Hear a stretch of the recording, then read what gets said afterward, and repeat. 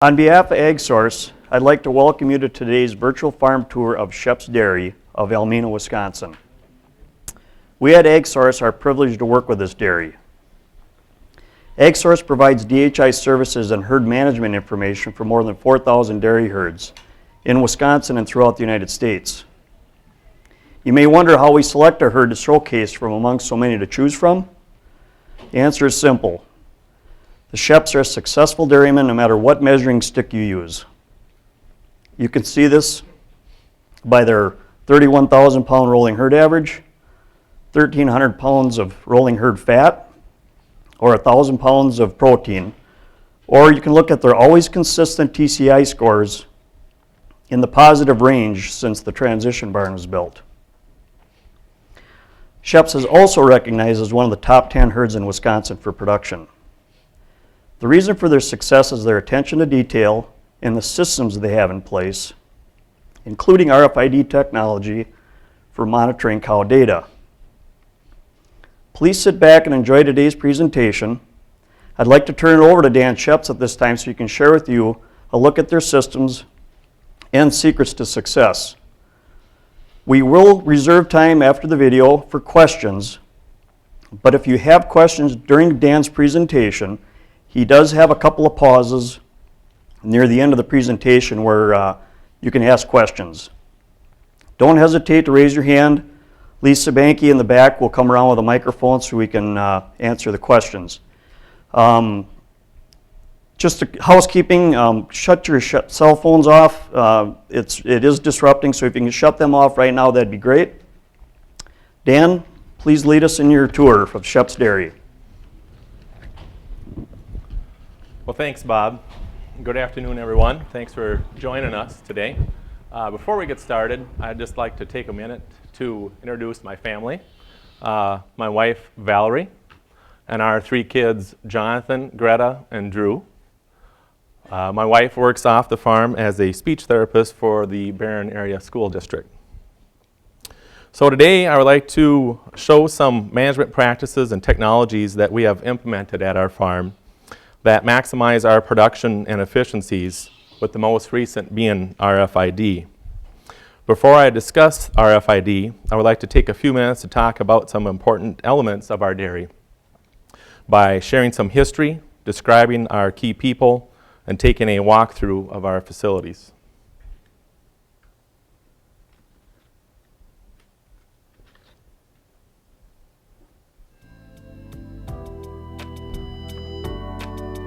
Here's a photo of my brother Ken and his wife Debbie.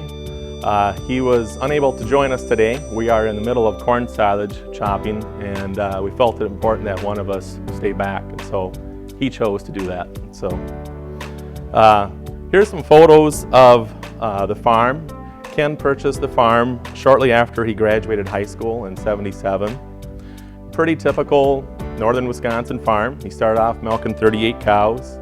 And over the years, added on a heifer barn there to the left, added on silos. In the forefront there, he added a machine shed with a lean-to for calf hutches, and was milking 60 to 70 cows at the time.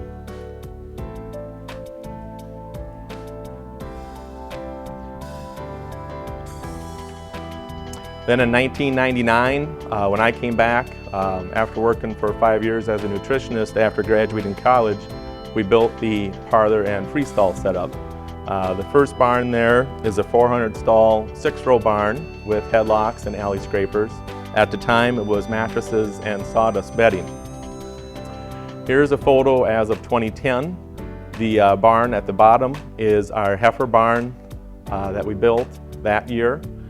And here on the back side of the parlor now is our special needs barn that was built in 2007.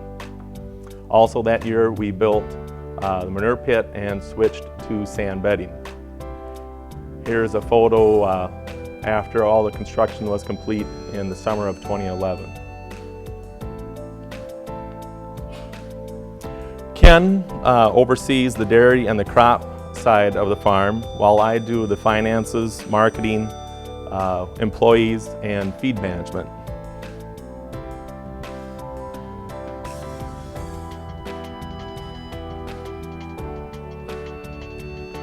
Ken's wife, Debbie, is responsible for our calf care. She takes care of feeding calves in the mornings and monitors calf health and reports back to Ken and I if there's any issues.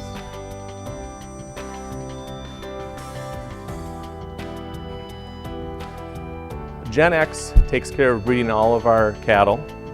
Here's Rod Proven doing some tail chalking. On the left is Travis Kretschmar, who also was with Gen X. He is pulling blood for pregnancy checks. We implemented pulling blood, switched away from ultrasound about 6 months ago, and that has been a good move.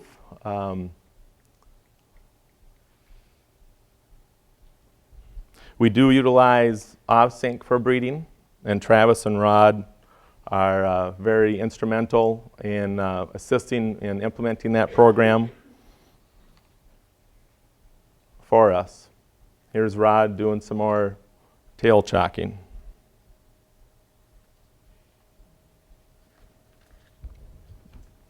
Here's Jim, our feeder. Jim has been with us for over 5 years and is an excellent feeder. He is pretty much everything that if you could write down on a piece of paper what you would want for a feeder, he pretty much is it. He is a very key person in our dairy. He's very consistent, very accurate, and pays attention to the details, and is just an awesome employee to have. We do utilize Feed Supervisor. It is a software program for feeding. We have a touchscreen computer in the tractor that has all of our diets. We are able to change dry matters and pen target weights in the tractor also. Here's Jim loading a batch of feed. We recently purchased a little bigger mixer and switched to a payloader about 2 years ago. And so we can feed our 1,000 cows and 1,000 heifers in about 4 hours, a little over 4 hours. We do work with VitaPlus on our lactating cow diet. Here Jim is just unloading a feed delivery from them. You can see he just lays out the feed nice and even. And we do feed a one group TMR to our milk cows. Everybody gets the same diet. The only difference is our fresh cows get a little bit of hay. Otherwise, all the milk cows do get the same diet.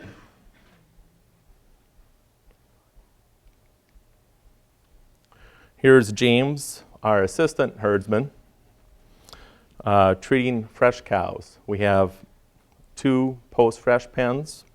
One is post-fresh cows and one is post-fresh heifers. And here is Ryan, our lead herdsman.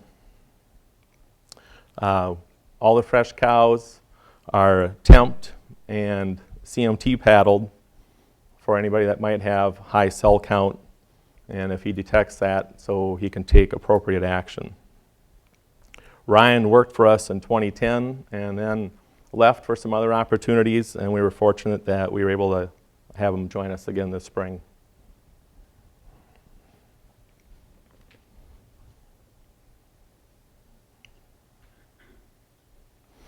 Here is James checking BHBA levels. We implemented this spring. It is done by pulling a blood sample, and the purpose of it is to get a reading off of this little device, and based on the reading, if the reading is high, over like a 1.4, then they would go into our ketosis treatment protocol.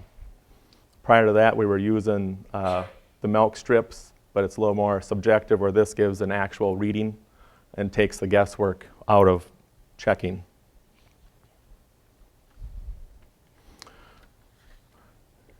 Here you can see Ryan again checking fresh cows. The two work together every morning at the same time. We have them team up, and so they can get in and get the cows checked and get them unlocked so they can lay back down as soon as possible. Headlocks are nice, but we like to keep the use to a minimum. Here's Ken visiting with our heifer nutritionist, Mike Wonkendonk.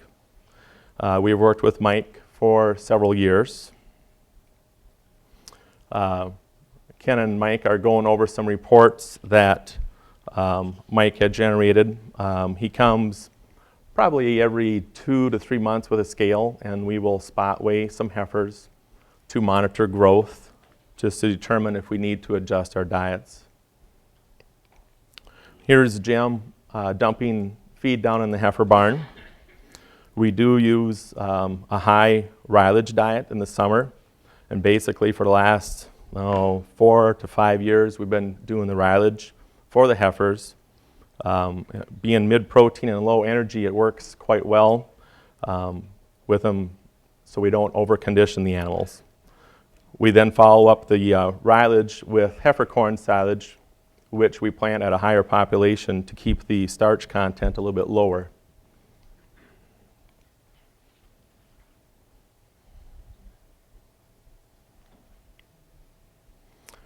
Here's a shot again just of Ken visiting with Mike. Mike spent about 4 to 5 years working for a large heifer grower, and so not only bringing technical knowledge to us, but he also brings some practical knowledge. Here is a video I took with my phone last year chopping corn silage. We work with a neighbor that does custom harvesting. He has 4 self-propelled choppers. He comes to our place with 1 chopper,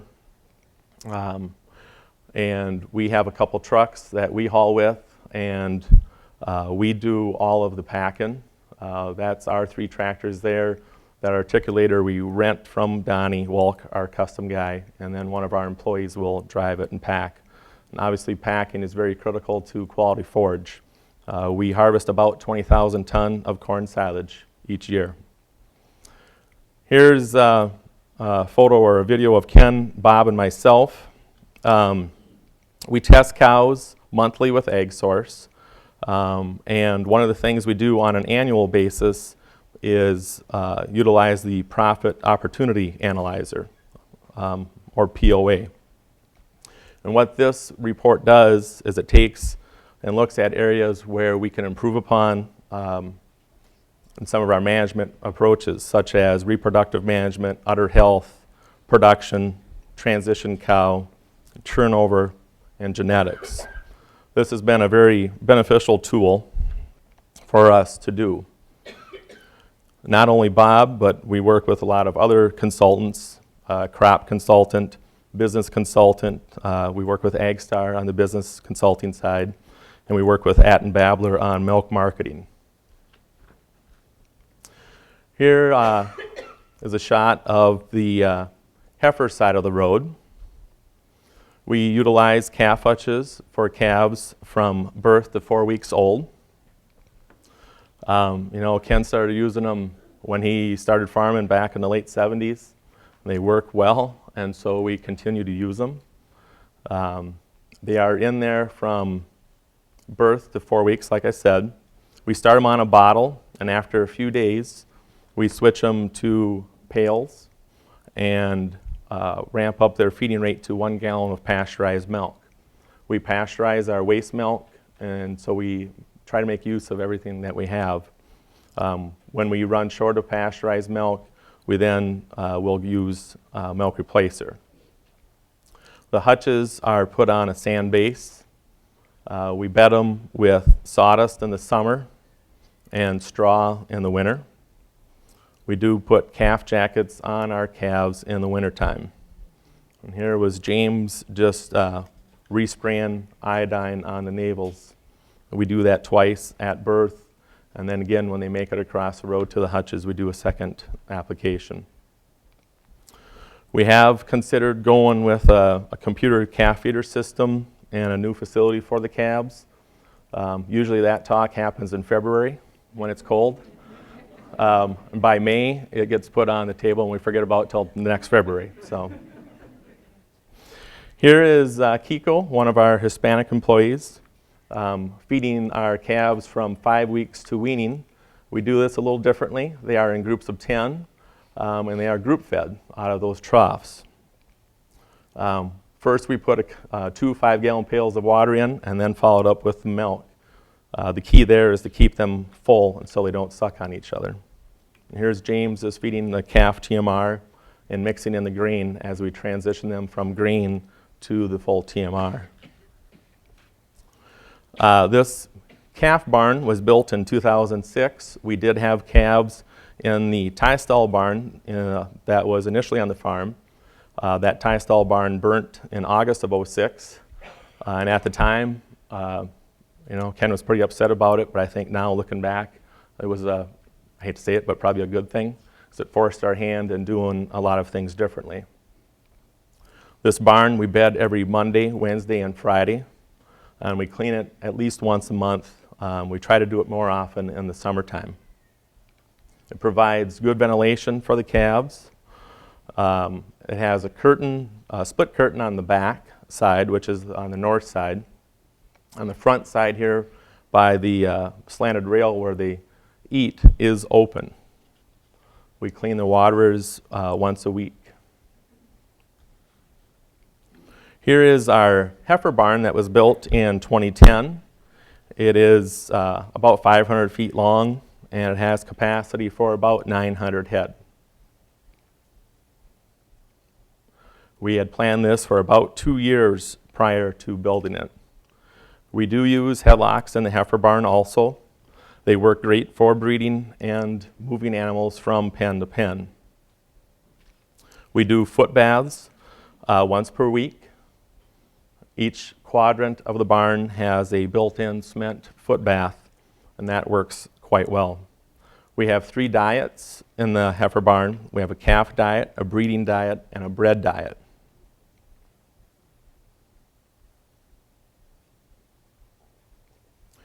We use mats in the stalls, and we will occasionally sprinkle a little bit of sand on. At certain times of the year, the floor will get a little bit slippery, and so we put just a little bit of sand on the mattresses to give some traction. We have alley scrapers in the heifer barn, and they work great. Keeps the manure out of the alleys. The scrapers take it to the center of the barn, and there is a cross shuttle that takes it to the side, and then it gravity flows down to a pit. So the manure system is very minimal work. About the only challenge we have is in the wintertime, the cross shuttle might want to freeze up, but we figure out ways to keep that going. This barn has been a very labor efficient addition to our dairy, and with it, we are pushing our age at first calving down to 23 to even maybe 22 and a half months. We feel that we can get the growth on them because of the environment that they're in and get them calving sooner. We do have a ridge curtain on the top there that we can raise to try to control the temp in the winter time too. Here's a shot of the transition barn. This was built in 2007. And this barn has about 270 stalls. Here is our calving pen in the corner. We just have the one group calving pen, and so we will put 2 to 3 cows in there if needed. Here's the pre-fresh pen right alongside of it.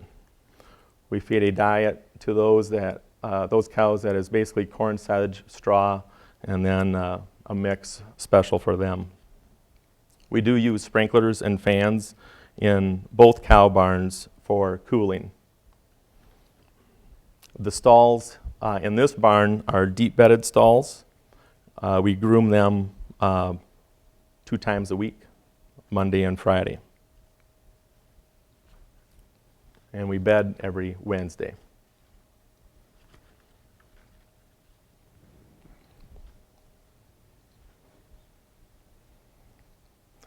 Here are the tags that we put in the calves when they are born in that calving pen.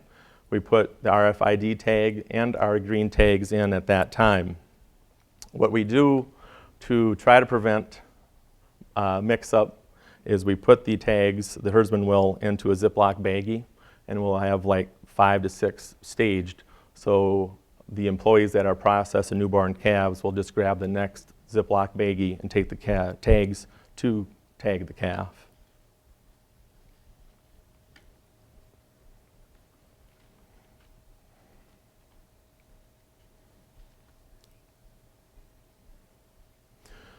Like I said, we switched to sand bedding in 2007, and it has been a huge improvement. It was like a light switch going off. Everything that could improve, did improve. Cull rate, udder health, you name it, milk production, everything. What we use for sand is frac sand, and you've probably heard about frac sand. Basically, this is sand that the oil companies are using to get more oil out of the ground, but this particular sand does not quite meet grade, and so we get it from our local excavator, Greg's Excavating, and that's what we use for bedding. The unique characteristic about the frac sand is that it's perfectly round and a smaller granule, and so it does not wear on our alley scrapers, but more importantly, it does not wear on the cow's feet as much as the sand that we were using previously, which was a lot coarser.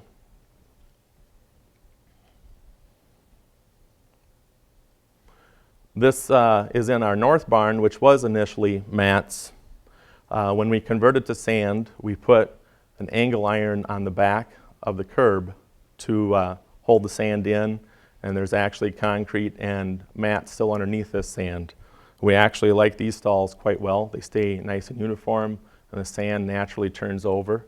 I think if we ever do build another barn, we would seriously consider doing that again, of putting a base underneath the sand. Here is a shot of a truck scale that we just put in this summer on the north side of the north barn. We put that in for monitoring crop yields, and so we can make better informed decisions on our cropping practices. With land costs going up, we just feel it's very important to measure what we're getting off the fields, just like we do the cows. Here, what I want to point out, I'm going to pause it, is our stocking rate. If you can look, you probably notice there's a lot of cows in each pen.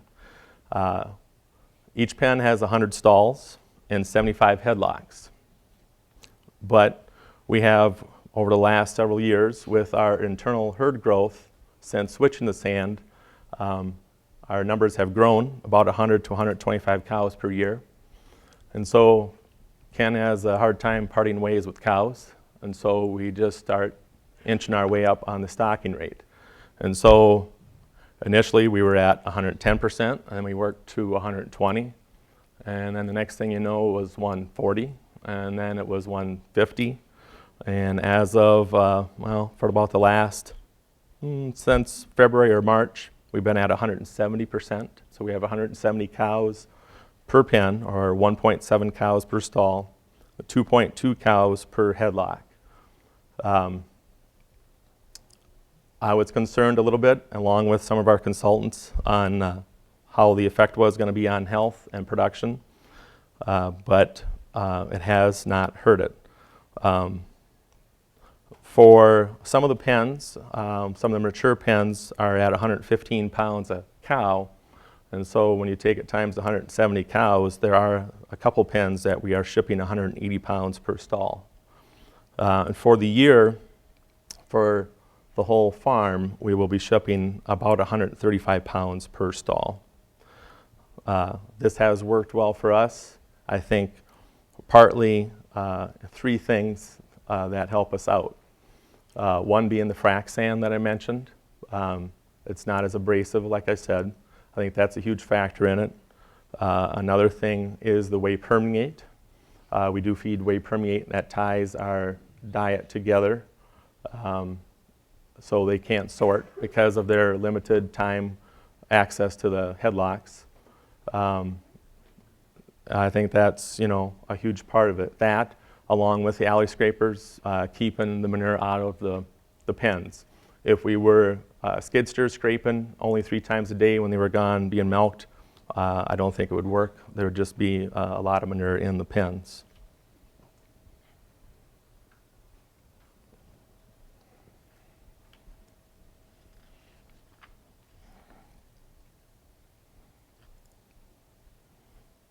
And you can see there's pretty much a cow in every stall and just about every headlock.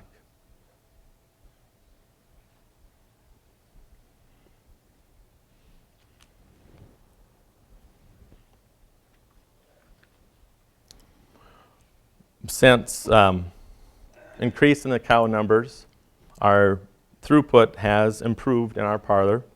Our parlor is a double 12. It is expandable to a double 20, so we did allow ourselves some room for expansion if we so decide. We are getting 5.3 turns per hour to get the 950 cows through. About 3 weeks ago, we did sell 100 milk cows because by March, we're going to have, well, by March or April, we'll have another 100 we'll have to sell just because of the heifer flow coming through.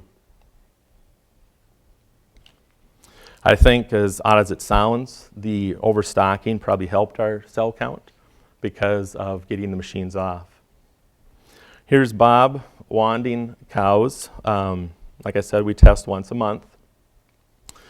By having the RFID tags, they're able to wand, and I think probably the biggest thing there is it reduces the chance of human error versus writing down the numbers and then taking them downstairs. We do have a subway where they set up for the milk collection to pull the milk samples. And here, I guess the biggest reason that we went with the RFID tags was our old system. We utilized transponders on the cows' necks. Initially, it worked pretty good, but we would get cows not getting ID'd. And with that, there was an antenna in the entrance area coming into the parlor. So if one cow did not get ID'd, everybody behind was then one cow off. And so the information that we were getting was not accurate, and we rely heavily on the daily milk production data that we do get from the parlor. Ken utilizes it to go through what we call our down 20 report, cows that are down 20% from their 7-day average. And so we knew we had to make a change to get better, more accurate IDs when they come into the parlor. And so what we did is, you can see behind the cow's left ear is a reader, and each stall has its own reader. And so if a cow does not get read for whatever reason, only that cow in that stall is then not getting read or not sending the data back to the computer. And so this has been more important to us also because of the high stocking rate. We need to really monitor the milk production and catch cows if they are down on milk to make sure that they get attended to properly.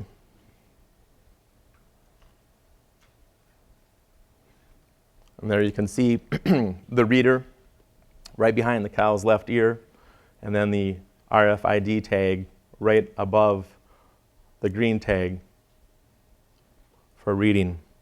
One of the challenges we had some older cows that did not have the RFID tags, and I think when we put them in, some of them got put in too far, and some of those cows did not read, and we had to put some new ones in. And here we are again with Bob looking at the reports. And I guess, the purpose here is when we're making management decisions on how we want to handle our cows, we need to know that the information that we're looking through is accurate and that we can place trust in it. And that's where the switch to the RFID really was important to us. And here's a screenshot of our dairy comp. On that day they were out. It looks like that day we were at 103.5 pounds with a 100-pound average, or the 7-day average. And I guess that's what our goal is to produce, a high volume of milk efficiently and effectively. Our brother David takes care of hauling our milk. He recently retired from his job after 30 years and wanted a retirement job. And so he got himself one. We got a truck, and he takes care of hauling our milk. So it works out well because then he's available on the farm for doing some maintenance work also. Here's a shot again of the parlor. I didn't mention we do have 8 Hispanic milkers. One of them has been with us for 12 years, and at one time for about a 5-year period he had 3 of his sons working with us also. And they just, they've been great employees also. Very attentive to the details and do a fantastic job.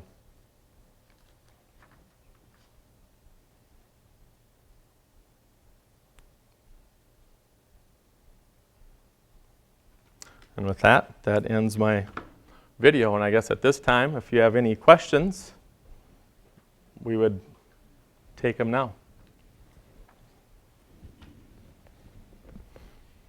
She's going to come with the microphone for you. What are your strategies to attract and maintain quality employees? You know, it's always an ongoing challenge. One thing that we have implemented is a bonus structure. Our milkers are on a cell count bonus, and that has worked quite well. They sort of police each other, and they make sure that they all are doing the routines the way that it is laid out for them, because if one doesn't, it's affecting the rest of their paychecks also. Our herdsman that we just hired back, we also implemented a bonus structure for him. And that accounts for death loss being one. I think that's one area that we need to improve upon. And so that's one part of his bonus structure. Also, the pounds of milk that leave the driveway. So we're making sure, and he's making sure that cows that he is treating, that he's doing the proper things so they respond. And not only that, then getting the milk back in the tank. And so he has a little incentive to do that also. So that's what we've done, but it's always a challenge. People are motivated by different things, and so everybody's unique to what motivates them. Any other questions? Right here.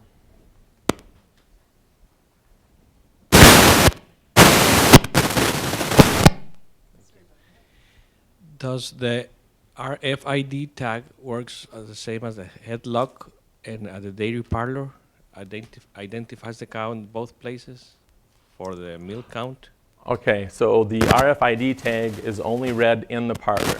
So when the cow comes in the parlor to be milked, that's where she's read. And actually how that works is not every stall is reading at the same time to prevent the stall on either side of that cow from catching the cow next to her. So like our double 12, it would be the 1st, 3rd, 5th, and so on that are reading for, I think it's like 10 seconds. And then it switches over to the 2nd, 4th, and 6th. And so that's where the cows are read while they are milking. And so by the time they are done being milked, they are read. And when they leave the parlor, their data is confirmed and then sent to the computer. Over here.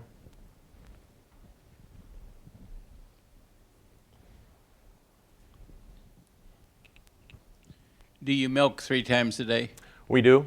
We milk 3 times a day. Basically, it's nonstop. We run 2 12-hour shifts. So we run 5 in the morning until 5 in the afternoon, and then from 5 in the afternoon till 5 the next morning.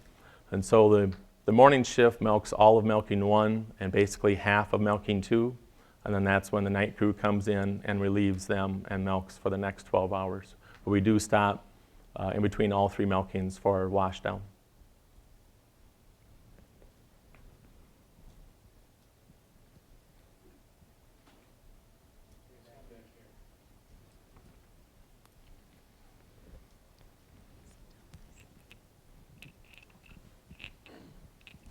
I had a question on your rolling herd. I think it was 32,000. Is that right? That's correct. And what is your goal from there? And how long you been at that? So, that's a good question. We always want to try to improve. In 07, when we built the special needs barn, I'm trying to remember, Bob, was it 25, 26, somewhere in there? And, I think we have the genetics to do it. And I guess, our goal is we always want to try to improve. One thing that we did do this year, we did do it about 10 years ago for 3 years, was BMR corn silage. And so that was one of the other reasons why Ken wanted to stay home, is this is our first year back trying that. Talking to some other producers that have fed BMR, they have seen milk response. And so we are going to give that a try and see what happens. Hopefully we can pick up a few pounds of milk there. I don't see why we shouldn't be able to hit 33 or 34. So, right here. I hope I don't make this microphone squawk on the way up here. You mentioned about using rylage Mhm. in your formulation. Is that in lieu of using haylage for some specific reason? And have you also checked out triticale as a possibility? We did try a little bit of triticale. Rye seems to work well. How we do the rye is we plant that on hay ground. What we have done previously is no-till it into hay ground that is coming out of production the following year without killing the hay, just no-tilling the rye in. This spring that didn't work so well because of last fall. It was so dry. We had poor germination on the rye. And then we follow that up when the rye comes off with corn. And also, we will plant rye when the field is going to be going from corn to alfalfa. And so after we take the rye off, then we will plant the alfalfa. The reason the rye works so well for us is it's a mid-protein, low energy. And with the heifers being in that freestall barn, it's one of the challenges is from keeping them getting over-conditioned. We don't have haylage specific for the heifers, but like this year's first crop was not the best quality. And so I'm going to try to feed that to the heifers instead of the milk cows. And so that was one of the things too we did, I didn't mention, we did previously have our heifers custom raised from when we expanded in '99 through '06. And when the barn burnt, that's when the whole chain of events happened where we started building some more facilities. But one of the benefits of us having our heifers back is it's an outlet for some poor quality feed when that happens. So yeah, I do have some first crop haylage that will be getting fed to the heifers this year. Got one back here. I'm curious, with your stocking density, when you were talking about that earlier and the crowding in the barn, and then we got to the point where you had sold the 100 cows, do you think you've reached that tipping point, or do you think you could go further per headlock? I thought Because that's really where the efficiency is. yeah, and I see that twice a month. I thought 150 was the max, and then, like I said, we hit 170. I think Ken's more willing to push it than I am. Right now our limiting factor really is the parlor, that double 12. It is expandable to a 20, but we could also just expand it to a 16. So we have talked briefly about maybe putting 4 more stalls in on a side, putting it to a 16. It's a half a joke and half serious, but maybe trying 190, and maybe just doing it on a pen first to sort of test the water. But things are working pretty good right now, so I think I'd just like to keep it maybe at 170, but we have jokingly talk about it. But that was kind of the same question I was going to ask too. That was kind of the same question I was going to ask, but now another question I have is, how long have you used sex semen? So we use sex semen on the virgin heifers starting probably in '06. We quit using it about a year ago just to slow our herd growth down. But now we are actually starting to use it again. The reason being is we started doing some genomic testing in about February. We've done 3 different batches now, trying to determine what our future heifer crop is going to be. And so the heifers that do have the high genomic test, we are going to do 2 services of sex semen. And the lower genomic test heifers, we won't. In some cases, we might even just breed them to a beef bull or sell them. We're just getting into the genomic testing and trying to utilize that to get our better heifers coming through. How many acres do you own and rent, and do you manage all of that, or do you have somebody else manage the planning plus the harvesting? So we crop about 1,800 acres, of which we own about 1,100 and rent the balance. You know, we do have our own equipment, and we pretty much do all of our own cropping, other than the chopping. We have our neighbor that has the custom harvesting business. He does the chopping. On the hay, we cut our own hay, we merge our own hay, and then we have 2 trucks for hauling, and then he will come with whatever trucks that we do need. We plant our own corn. The manure, all of the liquid manure we have custom done. We have one neighbor that has a manure hosing business, and we hose as much as possible, and then the rest that has to be trucked, we have a couple other custom guys that will come in and truck the manure. So we do the bulk of our cropping also.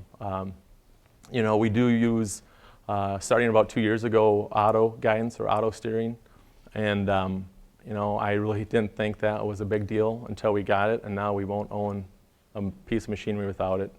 You know, the spring being the challenge that it was, there was one day, Memorial Day weekend, we had a little window to get some field work done, and so Ken, myself, and Ken's boy, we spent 24 hours in the tractors. Not that that's easy, but it was made easier because of the auto steer. You know, I was spreading dry fertilizer at 2 in the morning. You know, I could have shut my headlights off and just let the tractor drive itself. But so we do all of our own cropping. So.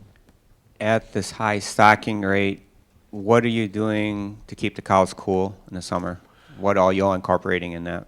So right now we have fans in both barns and sprinklers. We also have fans in the holding area, a sprinkler system in the holding area. We are, next spring, we are going to put more fans in the north barn, the barn that's more heavily stocked. Right now there's just 4 fans per pen over the head-to-head portion, but we are going to add more fans on the outside row. We had talked one time about tunnel ventilating the barn, and that's still being kicked around. But right now I think we're just going to be adding some more fans.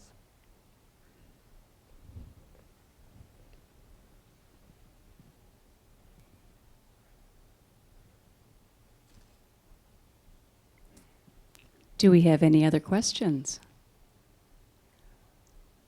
Well, ladies and gentlemen, thank you for joining us here. AgSource is really proud and pleased to be a sponsor of this tour.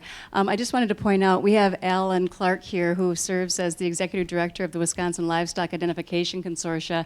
If you have any questions specific to livestock ID or RFID tagging in particular, we welcome you to stay after. We don't have anyone else that's going to be working or using this room after us.